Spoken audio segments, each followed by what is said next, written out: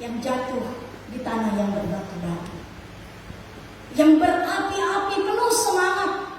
Tapi ketika ada penindasan dan penganiayaan, ada kesengsaraan, ada kesulitan, kita menyerah. Oh, kayak apa?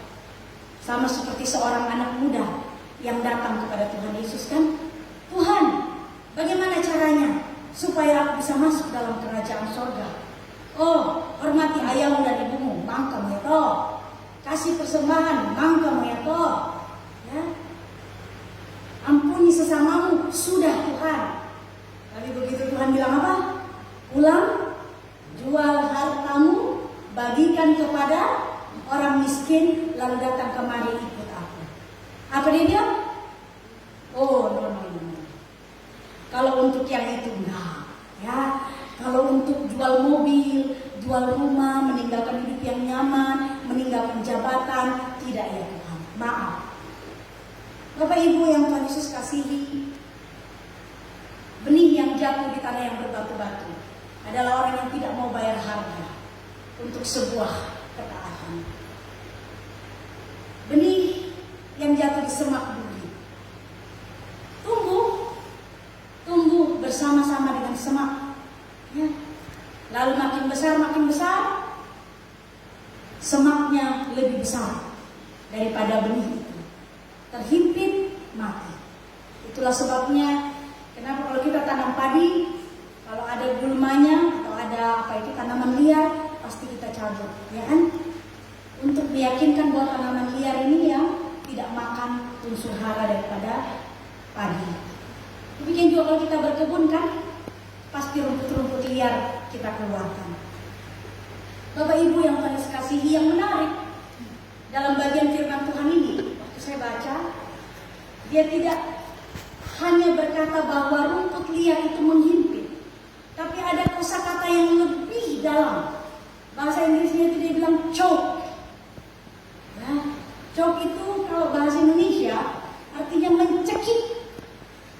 Jadi rumput liar itu, semak liar itu tidak hanya menghimpit, tetapi dia mencekik.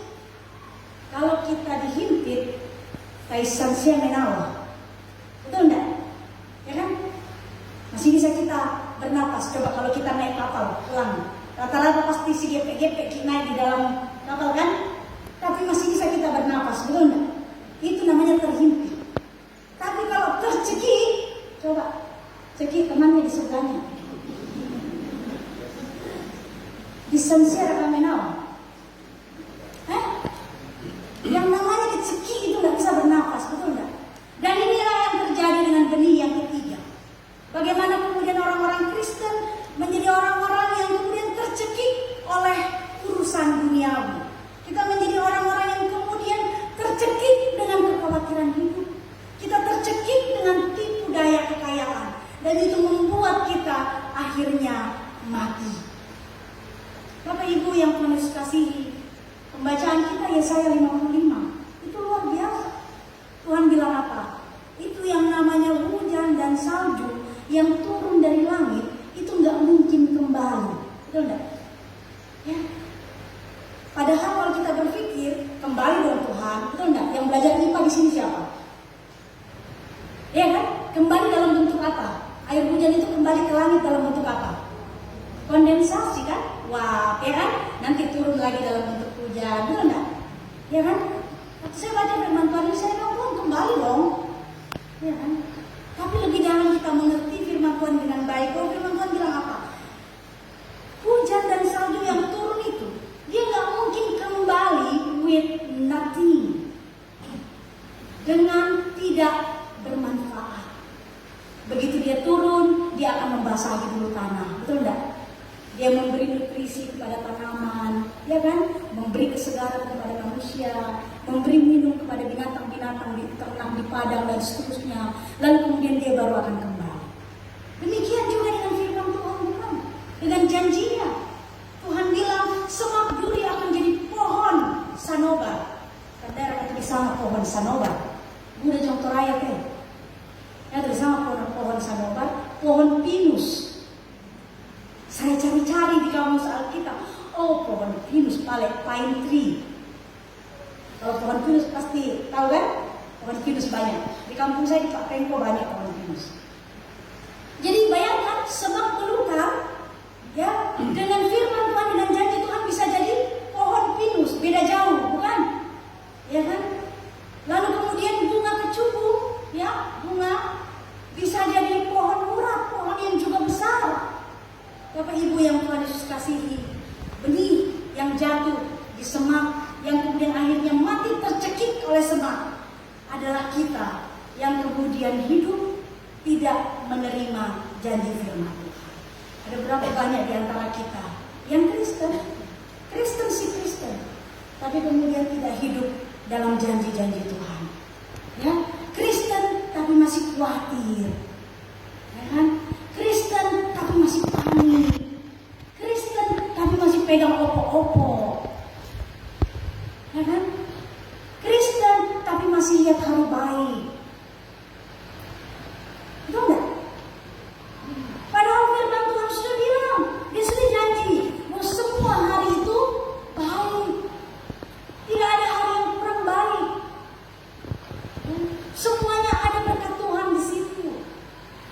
Lalu kenapa mesti baca primbon dan cari hari baik? Tidak ada yang berani menikah di bulan Februari, karena katanya nanti rezekinya pendek. Itu orang kalau rezekinya pendek itu, kalau si TG terus di rumah tangga, itu rezekinya pendek. Kenapa rezekinya pendek? Ya iyalah, orang datang membawakan makanan, dengar ribut-ribut di dalam, pulang. Iya kan? Bahaya, nanti piring kita dipecahkan juga. Iya kan? Pulang. Jadi berkat tidak ada itu bukan karena orang pendek, tapi karena kita. Ya? Bapak Ibu yang Tuhan Yesus kasihi, firman Tuhan itu berkuasa dan pasti berhasil melakukan kehendak-Nya. Itulah sebabnya kata-kata Aleta, jangan kita jadi orang Kristen yang kemudian seperti benih yang tumbuh di dalam semak, yang tercekik, hidup tidak menikmati janji-janji Tuhan. Yang terakhir, mudah-mudahan inilah kita semua, benih yang tumbuh di tanah yang baik, seperti yang direncanakan oleh Sang Penabur. Waktu saya membaca bagian firman Tuhan ini, saya berpikir begini, kalau saya punya bibit, tidak mungkin saya mau tabur sembarangan, betul enggak? Ya kan? Tidak mungkin saya mau tabur di pinggir jalan, tidak mungkin saya mau tabur di tanah yang berbatu-batu, tidak mungkin saya mau tabur di tanah yang banyak rumputnya, banyak semaknya. Pasti akan saya tanam di tanah yang baik. Karena itu Tuhan tidak pernah merancangkan sesuatu yang tidak baik. Itu yang harus kita yakini. Bahwa Dia adalah Sang Penabur, Dialah petani itu, Dialah Allah kita yang agung. Dia pasti akan meletakkan kita di tanah yang baik. Ya, Dia pasti akan mengizinkan kita, menolong kita menjadi orang-orang yang kemudian akan berbuah 160, 30 kali. Menjadi orang-orang yang kemudian sanggup mendengar, mengerti, menyimpan, dan menghasilkan buah dalam ketekunan. Bapak Ibu yang Tuhan Yesus kasihi, menjadi persemaian firman. Ini tema kita sepanjang minggu ini. Kita akan menjadi persemaian firman, hidup kita sebagai anak-anak Tuhan akan menjadi persemaian firman. Kalau ada roh Allah di dalam hidup kita. Pulang dari sini berdoa sungguh pada Tuhan. Izinkan Dia masuk berkuasa dalam hidup kita. Usir segala kuasa kegelapan. Usir segala roh jahat yang masih ada dalam diri kita. Izinkan roh Tuhan bekerja secara leluasa di dalam hidup kita. Karena hanya roh Allah yang akan menjadi sumber air, sumber unsur hara dalam kehidupan kita. Izinkan Tuhan pelihara hidup kita. Dia akan tolong kita untuk punya telinga yang siap untuk mendengar firman Tuhan. Dia akan beri kita kemampuan untuk mengerti firman Tuhan dengan baik. Dia akan menolong kita untuk bisa menyimpan firman Tuhan dan kemudian menghasilkan buah dalam ketekunan. Dan Allah juga akan menolong kita untuk mencabut segala hama, segala semak belukar, segala gulma yang ada di diri kita. Roh jahat, penganiayaan, penindasan, kekhawatiran hidup, tipu daya, kekayaan, yang kemudian akan membuat kita jadi khawatir dan bisa mati, bisa tercekik. Nanti Tuhan yang angkat, karena kita sendiri tidak mampu. Bapak Ibu yang Tuhan Yesus kasihi, jadi orang Kristen yang kemudian tidak menerima anugerah Roh Allah seperti benih yang pertama. Jangan kita jadi orang Kristen yang tidak menerima anugerah untuk bisa menderita bersama dan di dalam Kristus seperti benih yang kedua. Dan jangan kita jadi orang Kristen yang tidak menerima anugerah janji-janji Tuhan dalam hidup kita seperti benih yang ketiga. Tapi baiklah kita jadi benih yang keempat, benih yang hidup dalam anugerah Allah, yang di dalamnya Roh Allah ada, yang diizinkan untuk menderita tidak apa-apa selama Tuhan ada, dan kemudian hidup di dalam janji-janjinya. Soli Deo Gloria, segala kemuliaan hanya bagi Tuhan. Amin.